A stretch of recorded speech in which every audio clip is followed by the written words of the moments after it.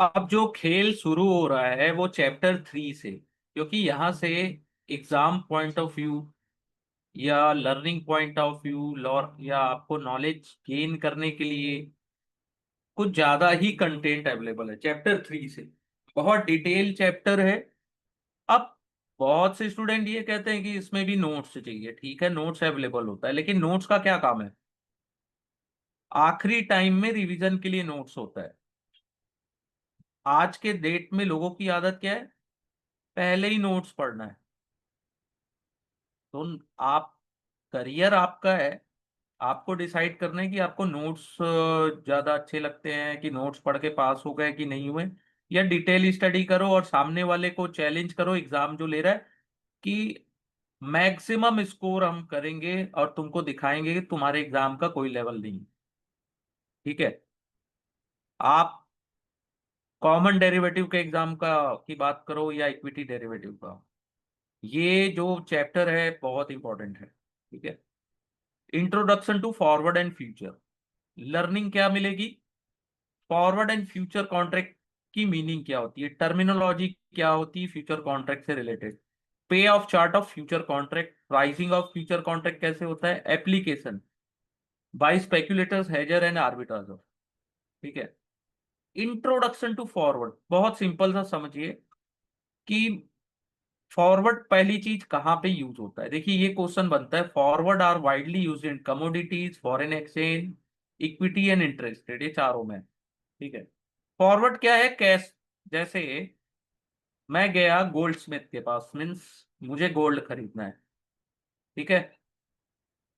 मेरे पास कैश है, मैं गया, मैंने गोल्ड खरीदा, उन्होंने मुझे गोल्ड डिलीवर किया। ठीक है, मैंने मुझे कैश दे दिया। ये हुआ कैश मार्केट। लेकिन मैं उनके पास गया और मैं बोला मुझे 1 महीने बाद गोल्ड की जरूरत है। तो आज जो प्राइस है चल रहा है, उससे कुछ प्राइस ऊपर उन्होंने मुझे रेट बताया कि ये प्राइस है। तो मैंने क्या किया, ठीक है मैं एग्री हूं, मैं इस प्राइस में आपसे 1 मंथ के बाद आके गोल्ड खरीद लूंगा। तो मैं कौन हुआ? Long forward. ठीक है। मैंने कॉन्ट्रैक्ट बाय किया। ठीक है, किससे? गोल्ड स्मिथ से। गोल्ड स्मिथ ने सोल्ड किया फॉरवर्ड कॉन्ट्रैक्ट, तो वो शॉर्ट फॉरवर्ड हो गई। मनी एक्सचेंज नहीं हुआ, ना गोल्ड एक्सचेंज हुआ। ठीक है।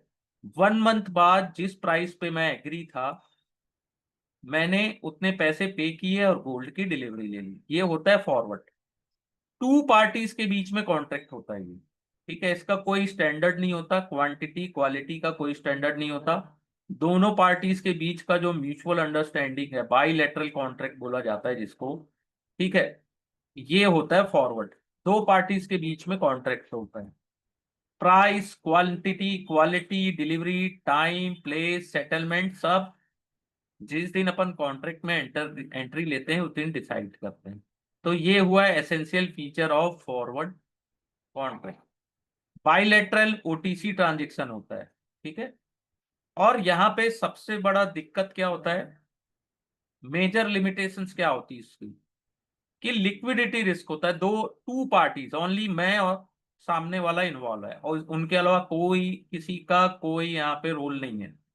तो ये टेलर मेड हुआ। ठीक है। Term of the contract are according to specific requirement of the party. ठीक है। तो क्या होता है, दूसरे मार्केट के पार्टिसिपेंट होते हैं ना, वो इंटरेस्ट नहीं लेते इस टाइप के कॉन्ट्रैक्ट में। ठीक है। फॉरवर्ड आर नॉट लिस्टेड और ट्रेडेड ऑन एक्सचेंज, ना तो ट्रेड होते हैं, लिस्टेड होते हैं, ना ट्रेड होते हैं। तो अदर मार्केट पार्टिसिपेंट को पता ही नहीं होता, इजिली एक्सेस नहीं कर पाते। दूसरा क्या होता है, काउंटर पार्टी रिस्क। या तो मैं डिफॉल्ट कर दिया कि मैंने कहा कि मैं आपको पैसे नहीं दूंगा, ठीक है, नहीं दे पाऊंगा उस समय, या तो वो बोले कि मुझे, मैं आपको डिलीवरी नहीं दे पाऊंगा। ठीक है, एक एग्जांपल है, इससे और समझ में आएगा काउंटर पार्टी। और ऐसा क्यों करते हैं लोग? ए और बी एंटर किए बाईलेटरल कॉन्ट्रैक्ट में। एक will purchase 100 kilo of rice 40 रुपए के भाव पे आफ्टर 6 मंथ। ठीक है। तो ए और बी काउंटर पार्टी हुए, 6 मंथ बाद प्राइस हो गया 50 रुपीज। ठीक है, 50 रुपीज प्राइस हो गया। तो क्या हुआ, बी ने डिक्लाइन कर दिया ऑब्लिगेशन। बी से मैं 40 के भाव पे लेने वाला था, उसने डिक्लाइन कर दिया, बोला मैं नहीं दूंगा। सेम ₹35 हो गया, तो ए परचेज करने से मना कर दिया क्योंकि मार्केट में ₹35 में अवेलेबल है, तो सस्ते में मिल जाएगा। तो ये होता है काउंटर पार्टी डिफॉल्ट। मैं या आप दोनों में से किसी ने भी, चावल ए या बी दोनों में से किसी ने मना कर दिया, ये मैं नहीं करूंगा, इसे डिफॉल्ट या क्रेडिट रिस्क भी कहते हैं। ठीक है। क्या होता है, lack of transparency, settlement complication होते हैं, इसलिए फ्यूचर कॉन्ट्रैक्ट बनाया गया। फ्यूचर कॉन्ट्रैक्ट क्या होता है कि लिमिटेशन जो है लिक्विडिटी और counter party risk.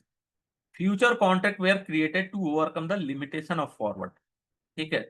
Future contract is a agreement made through a organise exchange. क्या होता है, फ्यूचर कॉन्ट्रैक्ट कहां से ट्रेड करते हैं अपन, ऑर्गेनाइज एक्सचेंज, बाय और sell fix amount of commodity या कोई भी financial asset on future date at agree price. ठीक है। Future are standard forward contract, ये पॉइंट हमेशा याद रखिएगा, जो ट्रेड होता है एक्सचेंज में। ठीक है। The clearing corporation associate with the exchange guarantee settlement. Settlement की गारंटी कौन लेता है, क्लीयरिंग कॉर्पोरेशन। जो ट्रेडर बाय करता है फ्यूचर उसको लॉन्ग पोजीशन बोलते हैं, और जो सेल करता है उसे शॉर्ट पोजीशन बोलते हैं। ठीक है। इसमें भी क्या होता है, कोई पैसे एक्सचेंज नहीं होते। ठीक है। केवल डील ओरिजिनेट होती है, आपको केवल इनिशियल मार्जिन पेड करना होता है। ठीक है। फ्यूचर कॉन्ट्रैक्ट के फीचर्स क्या है, कॉन्ट्रैक्ट होता है two parties through exchange. Centralise trading platform, exchange BSC NSC के थ्रू होता है। Pre interaction of buyer and seller, तो प्राइस डिस्कवरी भी होती है। मार्जिन दोनों को पे करना होता है। क्वालिटी एंड क्वांटिटी डिसाइडेड रहती है। ठीक है। स्टैंडर्ड कॉन्ट्रैक्ट होता है। लिमिटेशंस क्या होता है, a future are standardised contract introduce by exchange. तो आपको कितने लिमिट, कितना क्वांटिटी खरीदना है। ठीक है। और उसका कॉन्ट्रैक्ट डिजाइन, एडमिनिस्ट्रेटिव कॉस्ट बहुत ज्यादा होता है एमटीएम सेटलमेंट में। तो क्या होता है ये, थोड़ा सा जिनको बहुत बल्क में क्वांटिटी खरीदनी है, ठीक है, उनके लिए प्रॉब्लम होती है। ठीक है। लिमिटेड मैच्योरिटी होती है, मुझे 1 साल बाद की का कुछ लेना है कॉन्ट्रैक्ट, तो क्या होगा, नहीं ले सकता मैं क्योंकि अवेलेबल ही नहीं है। ठीक है। लिमिटेड अंडरलाइंग असेट्स, हर कॉन्ट्रैक्ट फ्यूचर या ऑप्शन में अवेलेबल नहीं है। ठीक है। Lacks lack of flexibility in contract design. ठीक है। फ्लेक्सिबल नहीं है। ठीक है। कॉन्ट्रैक्ट स्पेसिफिक स्पेसिफिकेशन की बात करें तो क्या क्या इंक्लूड होता है, कॉन्ट्रैक्ट साइज, कॉन्ट्रैक्ट में कॉन्ट्रैक्ट मल्टीप्लायर, मैच्योरिटी कब की है, टिक साइज क्या है। ठीक है।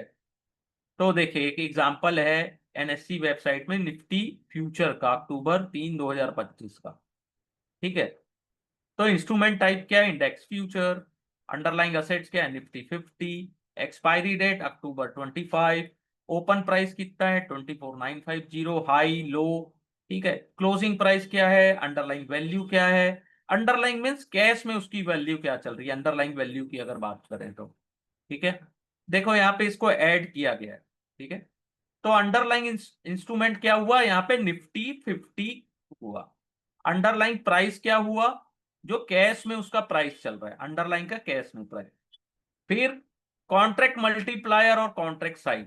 निफ्टी का कॉन्ट्रैक्ट साइज क्या है अभी करंटली 75, और मल्टीप्लाई किससे होगा, फ्यूचर प्राइस से। तो एक कॉन्ट्रैक्ट की वैल्यू आ रही है 18 लाख अप्रोक्सीमेटली। ठीक है।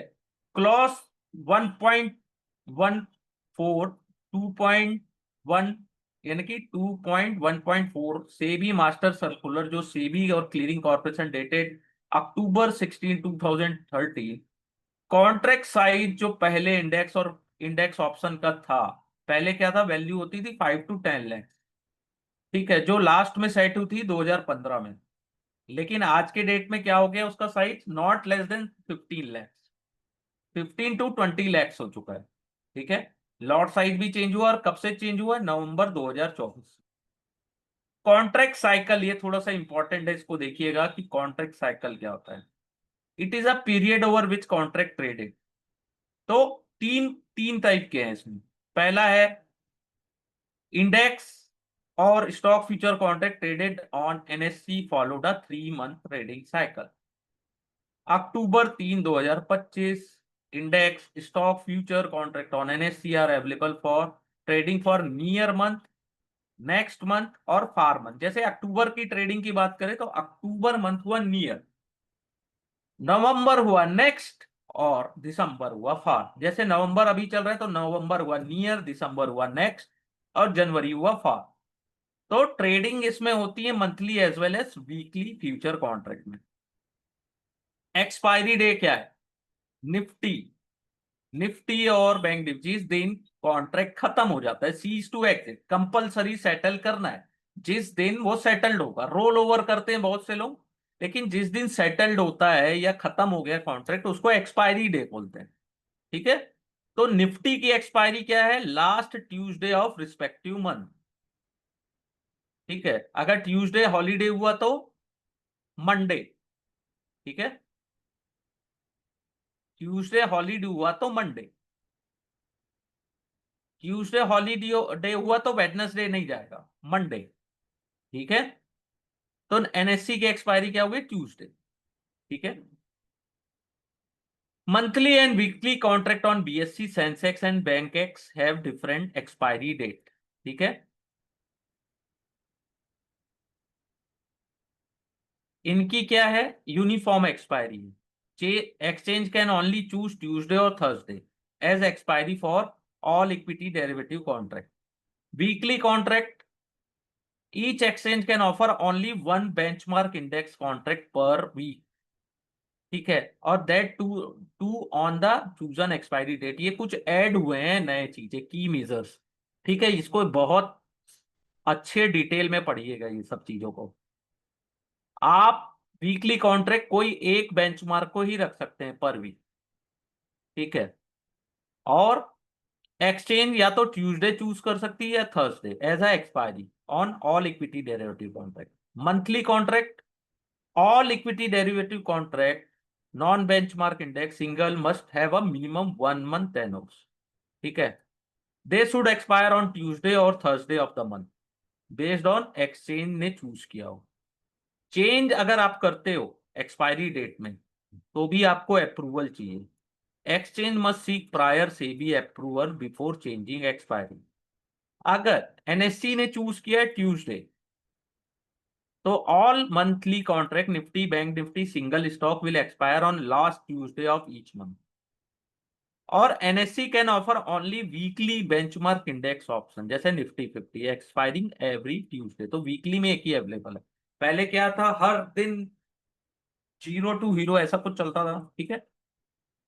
तो NSC has chosen Tuesday as its expiry today, BSC ने चूज किया थर्सडे। ठीक है। SEBI mandate regulatory oversight on expiry change. ये चीज कितनी इंपॉर्टेंट है। अब देखो यहीं से बहुत से लोगों का गेम बिगड़ जाएगा अगर आपने सही से इसको पढ़ाई नहीं की, सही से इसको समझा नहीं। ठीक है। नेक्स्ट होता है टिक size, minimum minimum movement allowed in price quotation. ठीक है। टिक साइज कितना है? 5 पैसा निफ्टी फ्यूचर का।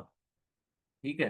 तो इसका क्या मतलब है? Bid is the price of the buyer is willing to pay and ask price is the price at which seller is willing to sell. तो इसका जो डिफरेंस है केवल 5 पैसे का। Daily settlement means same day किस प्राइस पे close हो रहा है। तो कैसे होता है? लास्ट हाफ एन आवर में weightage average price future contract का क्या गया, उसके अकॉर्डिंग सेटल्ड होता है एवरी डे। ठीक है। Nifty future. फाइनल सेटलमेंट कैसे होता है? देखो ये क्वेश्चंस आते हैं यहां से, इसको हल्के में मत लेना। फाइनल सेटलमेंट क्या होता है? कैश में सेटल्ड होता है। जो कैश अंडरलाइंग असेट्स का जो कैश में प्राइस चलता है ना, उस प्राइस पे सेटल्ड होता है। ठीक है। ट्रेडिंग आवर सभी को पता है, 9:15 टू 3:30 मंडे टू फ्राइडे। अगर हॉलीडे हुआ तो annual trading holiday means trading holiday के दिन कोई ट्रेडिंग नहीं होगी। क्लीनिंग हॉलीडेज में ट्रेडिंग होगी, लेकिन क्लियरिंग या सेटलमेंट उस दिन नहीं होगा क्योंकि बैंक क्लोज होगा। ठीक है। कुछ सेंसेक्स फ्यूचर के स्पेसिफिकेशंस है बीएससी सेंसेक्स के, इसको देखते हैं। बीएससी क्या लिखा है इसमें? अंडरलाइंग असेट है बीएससी सेंसेक्स। कॉन्ट्रैक्ट साइज 10 का है। वहां पे अपन ने देखा था निफ्टी का कितना है कॉन्ट्रैक्ट? 75। टिक साइज है 5 पैसा। कॉन्ट्रैक्ट साइकिल 7 सीरियल वीकली और 3 सीरियल मंथली। ठीक है। Trading hours 9:15 to 3:30। Expiry date क्या है? Last Thursday for contract month, weekly Thursday expiry. Final settlement cash settlement, जो भी अंडरलाइंग असेट्स की प्राइस में। ठीक है, तो सेंसेक्स की एक्सपायरी होती है थर्सडे को, weekly as well as monthly. ठीक है, अब some important terminology associate with future contract. Basis क्या होता है? देखो यहां से भी क्वेश्चंस आते हैं। आप ये सोचो कि ये चैप्टर छोड़ना नहीं है, चैप्टर 1 2 तो अपन ने अच्छे से कर लिया, लेकिन ये चैप्टर में आपको ये याद रखना है कि कोई भी पॉइंट से एग्जाम में क्वेश्चंस आते हैं। समझ गए? चैप्टर 3 4 5 कितना है, 20 20 नंबर तो दो चैप्टर में, 3 और 4। ठीक है, 1 और 2 अपन खत्म कर चुके हैं। अगर ये चैप्टर 1 to 5 भी करते हो ना तो आप पास हो सकते हो, लेकिन अपने को नॉलेज के लिए पढ़ना है तो पूरे चैप्टर्स पढ़ना। बहुत से स्टूडेंट तो चैप्टर 1 to 5 टाइम नहीं मिला, लेकिन एग्जाम का डेट भी था, तो कई लोग चैप्टर 1 to 5 को इतने अच्छे से करके गए थे कि पास हो गए बाउंड्री लाइन। ठीक है, तो बेसिस क्या है? Difference between the spot price and future price. Spot means crash और फ्यूचर मीन्स डेरिवेटिव का प्राइस का डिफरेंस बोलते हैं बेसिस।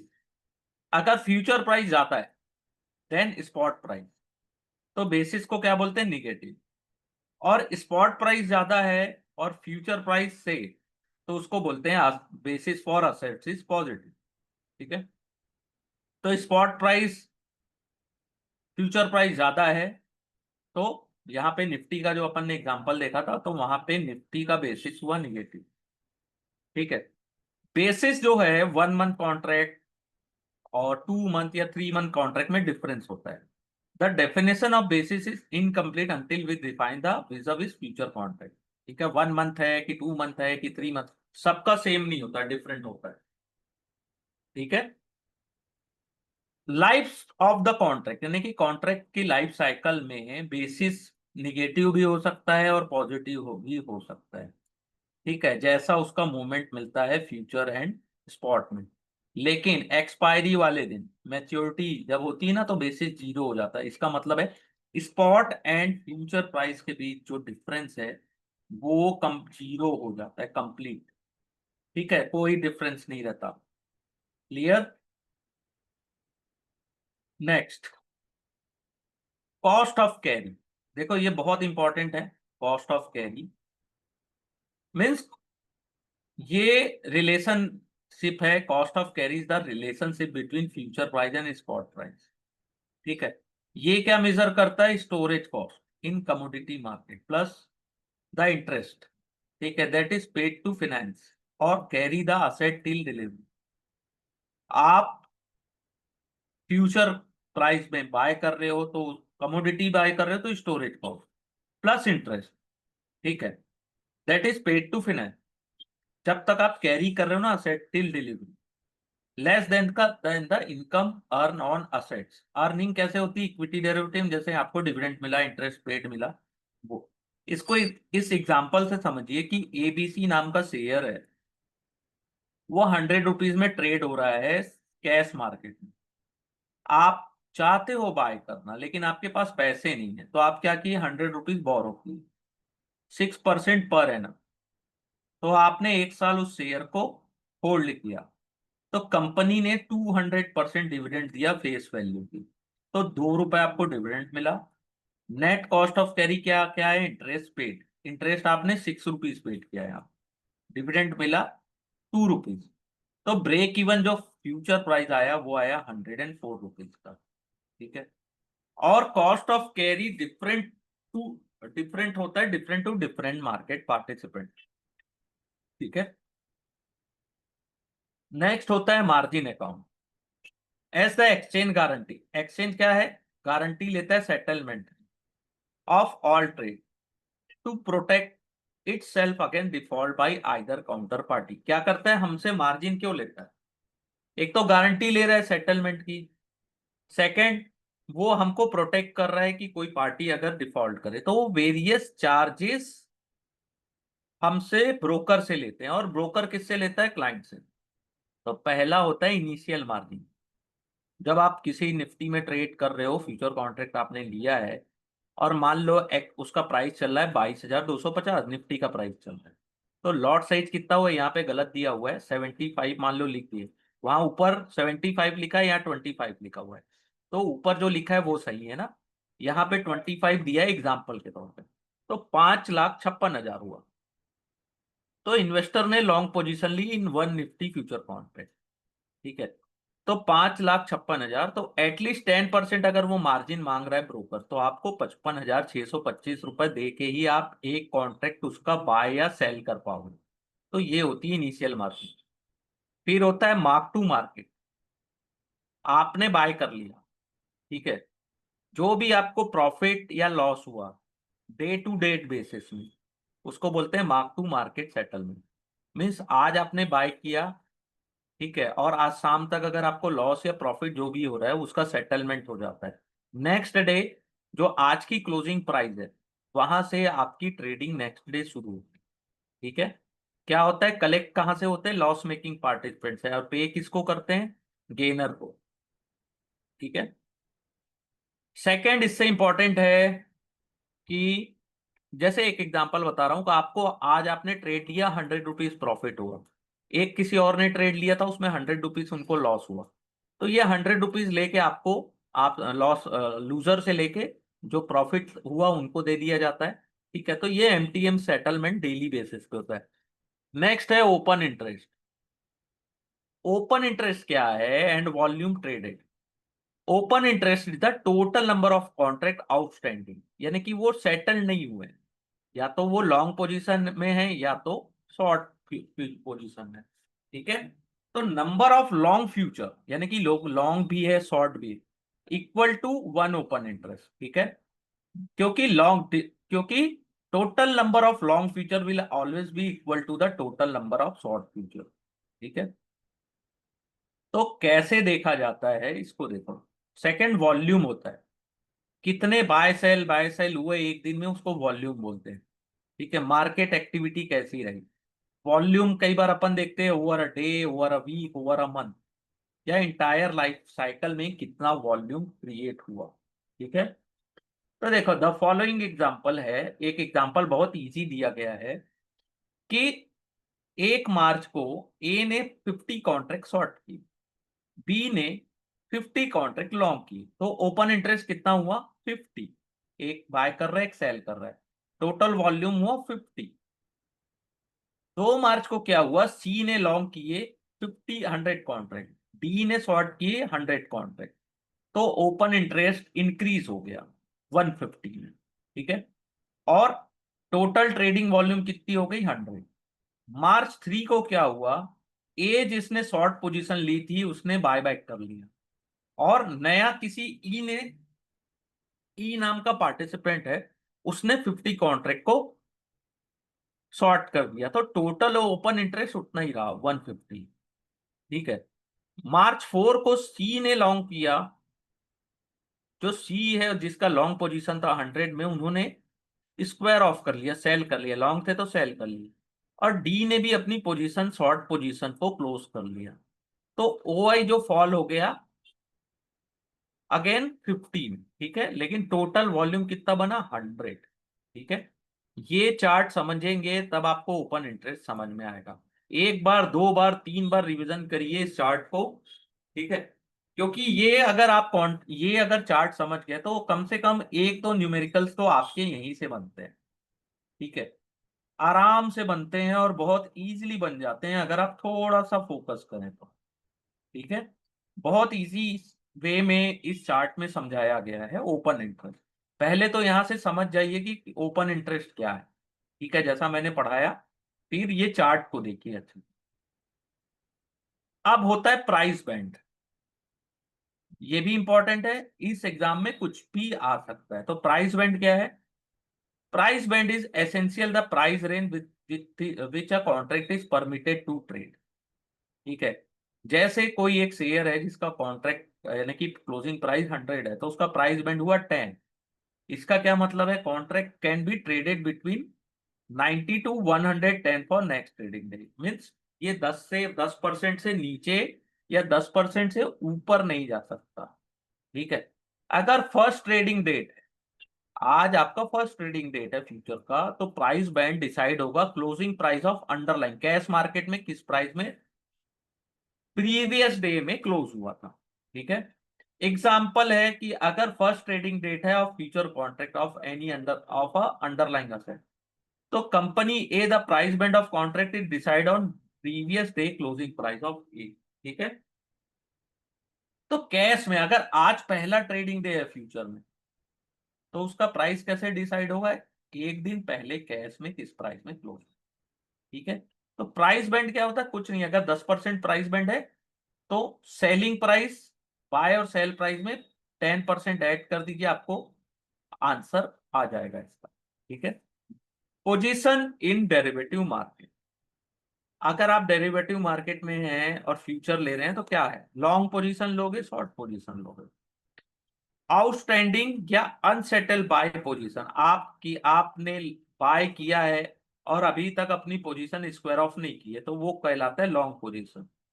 ठीक है। जैसे एग्जांपल है कि मिस्टर एक्स ने बाय किए 5 कॉन्ट्रैक्ट ऑन सेंसेक्स फ्यूचर, इसका मतलब है he would be long on 5 contract of Sensex, 5 contract Sensex के long. Y buy 4 contract on Nifty future, इसका मतलब है he has long position in 4 contract of Nifty. ठीक है। आप जिस कॉन्ट्रैक्ट में बायर हो, ठीक है, सेंसेक्स फ्यूचर में आपने बाय किया है और आपने सेल उसको वो पोजीशन में बने हुए हो, अनसेटल्ड है, मीन्स आपने पोजीशन स्क्वायर ऑफ नहीं की है, means long position. Short means unsettled या outstanding sell position. Mister P नाम का कोई इंसान है, उसने 5 कॉन्ट्रैक्ट सेंसेक्स फ्यूचर के सेल किए, इसका मतलब है वो शॉर्ट पोजीशन में 5 कॉन्ट्रैक्ट ऑफ सेंसेक्स फ्यूचर। ठीक है। ओपन पोजीशन की बात करें तो उसका क्या मतलब होता है कि आप आउटस्टैंडिंग अनसेटल या तो आइदर लॉन्ग या शॉर्ट में बने हुए, आपने अपनी पोजीशन को स्क्वायर ऑफ नहीं किया है, आप अभी भी अपने डिसीजन पर कायम हो। ठीक है। तो मिस्टर एक्स ने शॉर्ट किया है 5 कॉन्ट्रैक्ट ऑफ इंफोसिस और 3 कॉन्ट्रैक्ट ऑफ रिलायंस में वो लॉन्ग है, तो इसका क्या मतलब है? ओपन पोजीशन उनकी है short of 5 contract of Infosys and long on 3 contract of Reliance. Next day वो 5 शॉर्ट कॉन्ट्रैक्ट है इंफोसिस में, तो वो क्या करते हैं? वापस से बाय कर लेते हैं। ही बायस 2 Infosys contract of same maturity. ठीक है। इसका क्या मतलब होता है? जो 5 उन्होंने शॉर्ट किया था उसमें से 2 को वापस उन्होंने स्क्वायर ऑफ कर लिया। ठीक है। तो अब उनकी नेक्स्ट अभी न्यू पोजीशन क्या है? New open position 3 Infosys short और 3 लॉन्ग पोजीशन ऑन रिलायंस। ठीक है। नेक्स्ट है naked and calendar spread position, बहुत इंपॉर्टेंट। नेकेड पोजीशन का मतलब है कि आपने लॉन्ग और शॉर्ट पोजीशन लिया है फ्यूचर कॉन्ट्रैक्ट में, लेकिन आपकी कोई पोजीशन नहीं है अंडरलाइंग असेट्स में। ठीक है। तो ये होता है नेकेड। सेकंड होता है कैलेंडर स्प्रेड पोजीशन, ये होता है combination of 2 position in future of the same underlying. Same underlying means अगर आप अगर आपने निफ्टी में एक मैच्योरिटी में आपने बाय किया है, सेकेंड मंथ में आपने सेल करके बैठे बैठे हो, तो 2 कॉम्बिने पोजीशन है आपकी, 2 कॉम्बिनेशन ऑफ 2 पोजीशन है। ठीक है। 2 पोजीशन। ठीक है। तो एक एक मैच्योरिटी जैसे नवंबर में आपने बाय किया हुआ है और दिसंबर का कॉन्ट्रैक्ट आपने शॉर्ट किया है, तो ये कैलेंडर होता है बस। ठीक है। एक मंथ से दूसरा। ठीक है। Short position in near month, जैसे नियर मंथ में शॉर्ट हो, नेक्स्ट मंथ में आपने लॉन्ग किया हुआ है, तो ये कैलेंडर स्प्रेड पोजीशन होता है। ठीक है।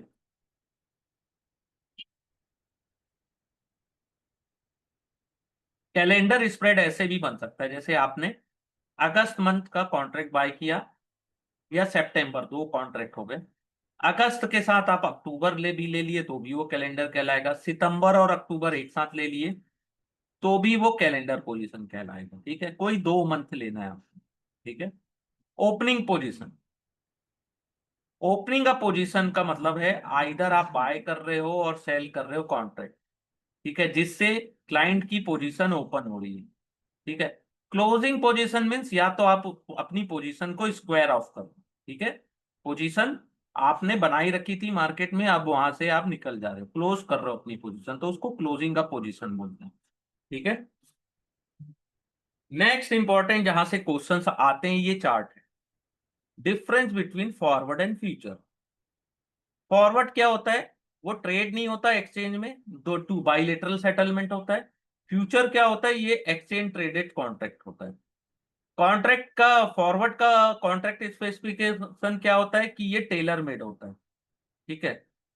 लेकिन फ्यूचर का क्या होता है, स्टैंडर्ड का कॉन्ट्रैक्ट होता है, except the price all other term of contract are already fix, ठीक है। फॉरवर्ड कॉन्ट्रैक्ट में काउंटर पार्टी रिस्क होता है क्योंकि वहां पे कोई गारंटर नहीं होता, लेकिन फ्यूचर कॉन्ट्रैक्ट में काउंटर पार्टी रिस्क नहीं होता क्योंकि क्लीयरिंग एजेंसी वहां पे गारंटी लेती है सेटलमेंट का। नेक्स्ट है लिक्विडिटी प्रोफाइल। लिक्विडिटी का मतलब है कि जो फॉरवर्ड कॉन्ट्रैक्ट होते हैं उसमें लिक्विडिटी नहीं होती, लेकिन जो फ्यूचर कॉन्ट्रैक्ट हैं वो उसमें स्टैंडर्ड के होते हैं और एक्सचेंज ट्रेडेड होते हैं, ठीक है। प्राइस डिस्कवरी नहीं होती है फॉरवर्ड में, लेकिन फ्यूचर कॉन्ट्रैक्ट में इफिशिएंट प्राइस डिस्कवरी होती है क्योंकि बहुत सारे बायर एंड सेलर वहां पे मीट होते हैं। क्वालिटी ऑफ इंफॉर्मेशन क्या है, पुअर होता है फॉरवर्ड में। फ्यूचर जो होता है वो नेशनल वाइड ट्रेड होता है। Every bit of irrelevant information आपको क्विकली मिल जाते हैं, ठीक है, इजिली आपको मिल जाते हैं, ठीक है। ये होता है फॉरवर्ड एंड फ्यूचर के बीच का डिफरेंस। तो इतना आप लोग